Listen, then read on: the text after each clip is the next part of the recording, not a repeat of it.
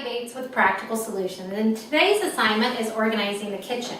Our goals in the kitchen are to have a clutter-free environment where we can prepare meals. So we want to make sure our surfaces are clear and not cluttered, and also our cabinets are not crammed full. Sometimes people think organizing is cramming as much as you can into a space and utilizing the space as much as we can, but we like to simplify and have less stuff in the space so that we can get to what we need when we need it.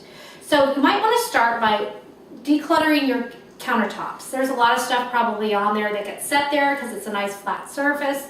Take it, put it away somewhere else, get rid of it, whatever you need to do. But we want these surfaces only to contain the things we use on a daily basis, like our coffee maker, our toaster, things like that. Stay out on the counter. Other things maybe can get put away once we declutter the cabinets. Next, you're going to go through your cabinets and you're just going to open each one up. If you need to pull things down, you can. Get rid of anything you don't need. You don't need 2,000 cups. You don't need 20 mugs. So go through and simplify the contents of your cabinets. As you begin to organize, you may want to put like items together. I like to have all of my baking supplies in one cabinet so that I can just pull out my mixer here and bake whatever I want to bake. It's all at my fingertips. Then you're going to want to use some of the baskets we talked about on the intro. And some of my favorite baskets that we talked about work really well for spices, vitamins, things like that. Instead of having loose containers on the shelves, you have the baskets which you can pull down, get what you need, and put back.